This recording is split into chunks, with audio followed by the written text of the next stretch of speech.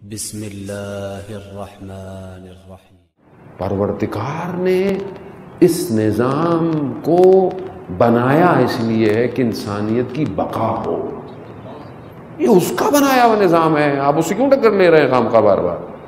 یعنی خدا کے مقابلے میں آؤ گے تو کیا ہوگا؟ نہ دنیا نہ دین۔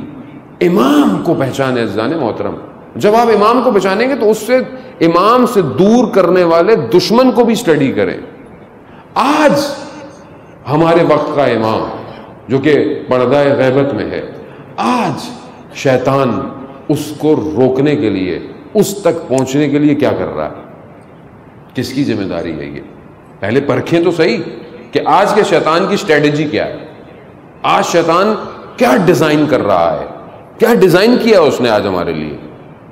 اس کو آپ بڑے کینوس میں دیکھیں۔ میں اس لیے کہتا ہوں کہ آپ دور اندیش ہوں، چھوٹی چھوٹی چیزوں پہ رپلائی مت کریں، اس سارے پزلز کو جوڑا کریں جو دنیا میں ہو رہا ہے، تو آپ کو پتہ چلے گا کہ دشمن اور شیطان کا نقشہ کیا ہے آج۔ یعنی بابصیرت ہونا چاہیے شیعہ کو۔ شیعہ اتنا چھوٹا اور اتنا ہلکا نہیں ہو کہ ذرا سی بات پہ تیش میں آ جائے اور یہ آ جائے۔ دیکھیں کہ دنیا میں کیا ہو رہا ہے، کتنی اس کی پلاننگ ہے، کیا اس نے کیا ہے آج، کس طرح وہ ایک امام کو روکنا چاہ رہا ہے۔ چلیں واپس چلیں تاریخ میں، دوبارہ فلیش بیک جو ہوتا ہے نا ہمارے یہاں، اچانک سے ایک الگ سے کھل جاتا ہے اور پرانی چیزیں چلنا، فلیش بیک۔ ایک شخص امام 12 آئے ایک غیبت میں، باقی آئے ایک امام۔ سب سے کم امام کو امامت کب ملی؟ امام زمانہ کو ملی، لیکن اس سے پہلے جب امام تھے کتنے سال میں امامت ملی ہے؟ 7 سال۔ 7 سال کے ظاہراً تو بچہ ہے، 7 سال کے بچے سے حکومت کو، اس پوری حکومت کو کیا خطرہ ہے؟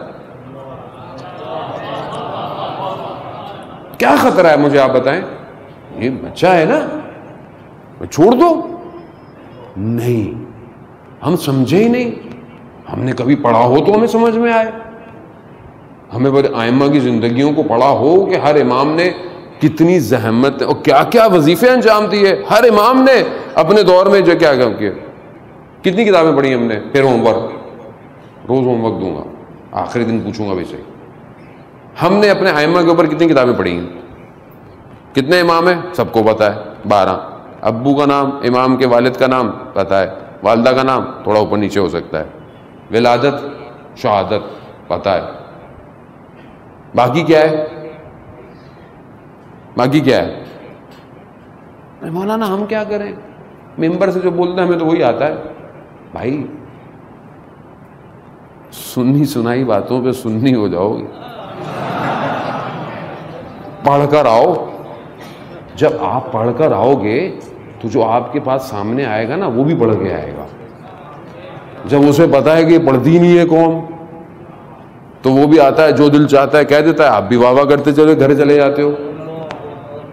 اب پڑھ کر آؤ ائمہ پر۔ اب اتنا تو دیکھیں، حق بنتا ہے نا ہمارا کہ اپنے ائمہ علیہ الصلوۃ والسلام کے بارے میں کوئی ایک کتاب کا مطالعہ کریں یا نہیں کریں۔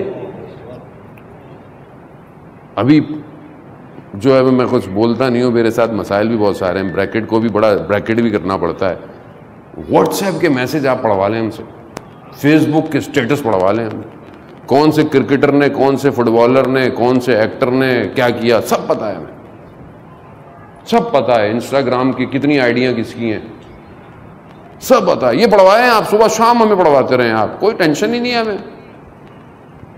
بھائی ادھر جو انسٹاگرام چلے گا اوپر، وہاں یہ فلٹر کام نہیں آئیں گے، وہاں جو اندر ہوگا نا وہی فلٹر ہوگا۔ یہاں تو 10 فلٹر ہیں انسٹاگرام کے کہ بندہ ملتا ہے بولتا تصویر میں تو کوئی اور تھا، یہ کون آ گیا سامنے میرے۔ اتنی فلیش اور اتنی لائٹیں ہیں۔ جانے محترم، ظاہر کو بنانے میں ہم اتنے اچھے ہیں، باطن کو کب صاف کریں گے ہم؟ باطن کو اب صاف کریں گے۔ یہ جو ملائکہ ہیں، یہ جو دوسری مخلوقات ہیں، یہ ظاہر کو دیکھ کے نہیں اترتی ہیں، یہ باطن کو دیکھتی ہیں کہ اس کے دل میں عشق امام کتنا ہے۔ تو عزیزان محترم، کتاب کا مطالعہ کریں، کوئی ایک آدھ کتاب 14 ستارے تو سب کے گھر میں ہوگی، وہی ایک ہی کتاب ہے، جبکہ اس کے علاوہ کتنی کتابیں پرنٹ ہو چکی ہیں پتہ ہی نہیں ہے ہم. تو میں آپ کو ایک کتاب ہوم ورک میں دے رہا ہوں، آپ ابھی نہیں بے شک پورے محرم میں پڑھ لیجیے گا. 250 سالہ انسان ایک کتاب ہے. 250 سالہ انسان یعنی ایک ہی انسان ہے جو 250 سال زندگی کر رہا ہے. اول محمد، اوسط محمد، آخر محمد.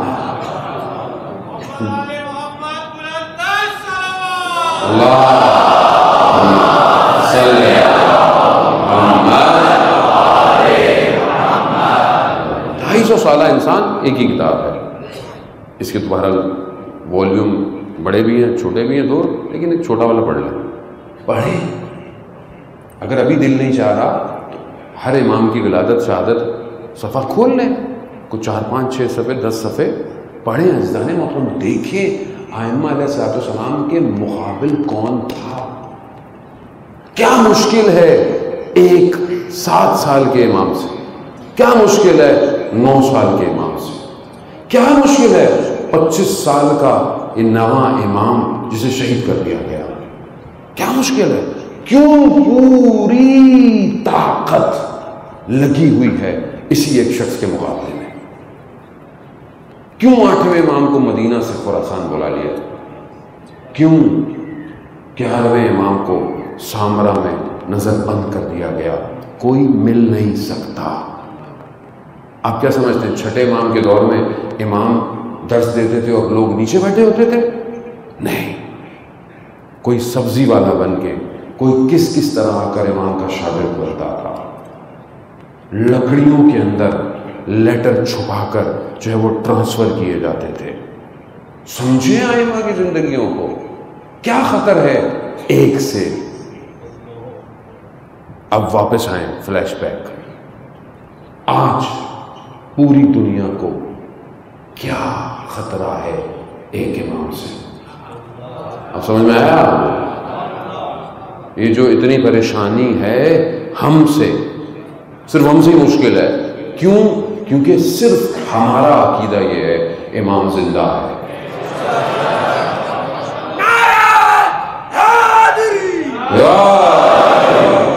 ہم سے خطرہ ہے. جن کیا پیدا ہوں گے وہ جو پیدا ہوں گے دیکھ لیں گے، وہ کہتے ہیں جن کیا آئے گا، جن کیا موجود ہے. خطرہ ان سے ہے کہ یہ تیار ہوگی کون؟ تو کیسے روکیں گے؟ کیسے روکیں گے؟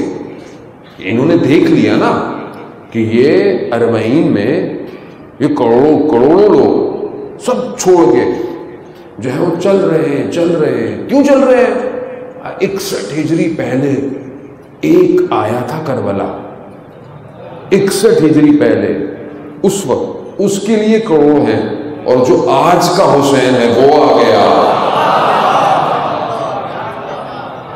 عزیزان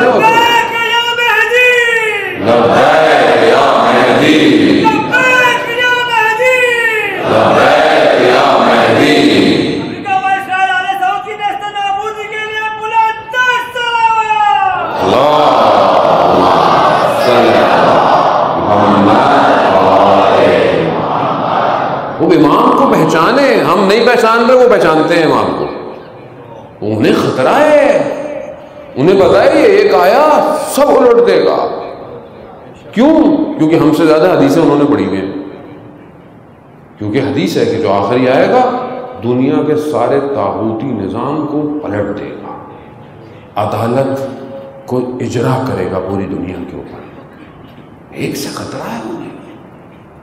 اسی ایک تک نہیں پہنچنے دیتے، نہیں پہنچنے دیتے. آپ دیکھیں انہوں نے کتنا کام کیا ہے، ہر طریقے سے فائنینشلی پاورفل جو کر سکتے تھے، یعنی ظاہری طاقت کے ذریعے سے، باطنی قوتوں کے ذریعے سے. جب کچھ نہیں ہو پایا تو انہوں نے بولا ان کے اندر ہی گھس جاؤ، ان کے اندر ہی گھس جاؤ. ان کی وہ جو مجلسیں ہیں جو انہیں امام تک لے کے جاتی ہیں انہیں ہائی چیک کر لو. ابھی تو تھوڑی سی بھاری بات ہے نا، جب اپنی بات ہو تھوڑی سی مشکل ہو جاتی ہے، تھوڑی سی دوسروں کی باتیں ہوں تو بہت بہت اچھا ہے، اپنی بات میں نا تھوڑا سا مشکل ہو جاتی ہے۔ حقیقت یہی ہے کہ یہ جو آئے ہیں یہ حسین کے لیے آئے ہیں، اور اگر انہیں صحیح پیغام ملا تو یہ آخری کے ہو جائیں گے، تو انہیں کیا کرو، انہیں تاریخ میں ہی رہنے دو، انہیں پیچھے ہی رہنے دو، انہیں صرف خیبر خندق سناتے رہو۔ یہ فضائل سے انکار نہیں ہے نہ، میں ہمیشہ کہتا ہوں کہ آپ خیبر بتائیں، خندق بتائیں، نہیں بتایا تو لوگ اپنی ڈائریوں میں ثبت کر رہے ہیں خیبر بھی ہم نے اکھاڑا، کل کو یہ بھی آ جائے گا کتاب میں۔ بھائی پہلے ہی کہہ دیا، کئی دنوں تک تو انتظار کرتے رہے، جب نہیں ہو پایا تو آپشن ہی نہیں تھا، پھر یہی تھا ایک آپشن۔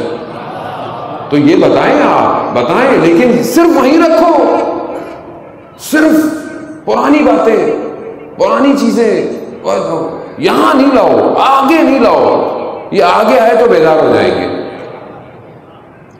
اور جو آگے آنے کی باتیں کرے اس کو کہو یہ تو آزاداری کا دشمن۔ اچھا ہم بھی مان گئے، یار مولانا جو ہے بس تبلیغیں کرتے رہتے ہیں، ان کا کوئی کام نہیں ہے، کیا کریں، اور کوئی کام دے دیں وہ جا کے کر لیتے ہیں۔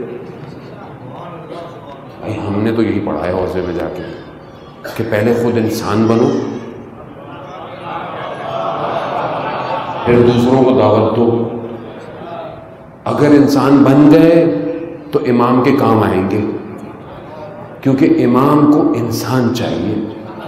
باقی میں اور کچھ نہیں کہوں گا آپ سے۔ عزیزان محترم سمجھیں اس کو، یعنی ہم سوچیں تو صحیح کہ ہمارے ساتھ ہوا کیا۔ اب ہمیں پریشانی ہوتی ہے، دیکھیں خدا نہ خواستہ نہ کسی شخص سے دشمنی ہے، نہ کسی سے، ہم تو کسی کو نام بھی نہیں لیا آج تک، کوشش کرتے ہیں کسی ضرورت ہی نہیں نام لینے کی، ہم تو معیارات کی بات کرتے ہیں جو اہل بیت نے دی ہے۔ آپ اس معیارات پہ ہمیں بھی پرکھیں کہ یہ جو آ رہا ہے یہ اس معیار پہ ہے کہ نہیں ہے۔ اس قوم کو جانا ہی امام کے پاس ہے، نہیں جا رہی تو یہ اپنا خود نقصان کر رہی ہے، اور دشمن کی پوری طاقت ہے، امام کو تو نہیں روک سکتا نا، امام تک تو اس کی رسائی نہیں ہے، نفوذ نہیں کر سکتا۔ کہاں نفوذ کرے گا؟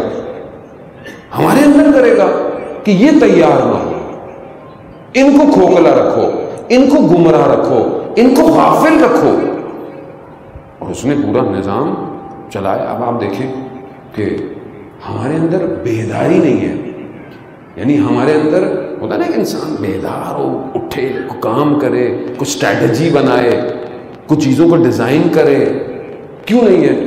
بس ان کو مشغول رکھو۔ آپ دیکھ لیں کہ کتنے اچھے اچھے شاعر پڑھتے ہیں ہمارے بزرگوار، یہ شاعر جیسے انہوں نے کہا نا کہ بھائی ہمارے ہاتھ میں علم ہے، مجھے بم سے کیا ڈر اور فتنوں کو میں دبا دوں گا، مطلب یہ بیداری والا شعر ہے۔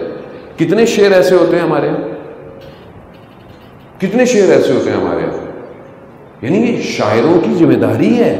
میں 1 گھنٹہ تقریر کرتا رہوں وہ کمال نہیں کر سکتا جو ایک مصرع کر سکتا ہے، تو وہ بیدار کرنا، لیکن بیدار نہیں کرو، سلائے رکھو، سو جائے۔ عزیزان محترم سمجھیں آج کے دور میں امام تک کون سی طاقتیں روک رہی ہیں۔ عزیزان محترم مجھے پتا دنیا کے جو بھی حالات ہوتے رہے، ہمیں تو اپنے کام پہ گفتگو کرنی ہے، کیونکہ ہمیں بہرحال امام کو حاضری دینی نہیں ہے، حاضر ہیں ہم، امام کے آگے حاضر ہیں، امام تک ہماری گفتگو پہنچ رہی ہے۔ امام، میں نے کل آپ کو زیارت جامع کبیرہ کا جملہ بیان کیا، رحمت موصولہ ہے، یعنی یہ جتنی دنیا کی رحمتیں ہیں یہ سب جتنی بھی جمع ہو جائیں یہ پھر بھی 1% ہے۔ صلوات بھیجتے محمد والا،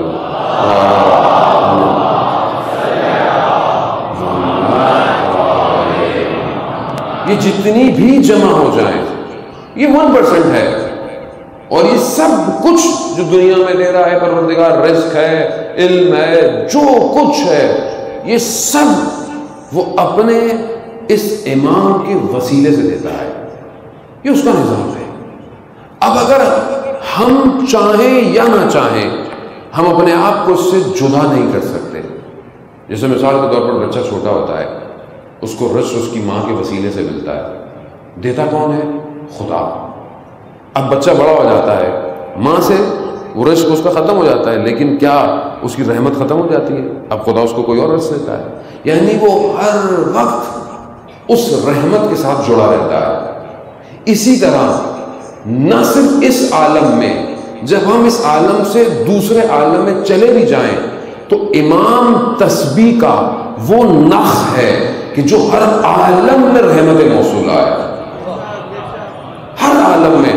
یعنی اس سے جدائی ممکن ہی نہیں ہے, ہو نہیں سکتے, آپ دور ہی نہیں ہو سکتے سوائے اس کے کہ آپ خود اپنا رشتہ منقطع کر دیں.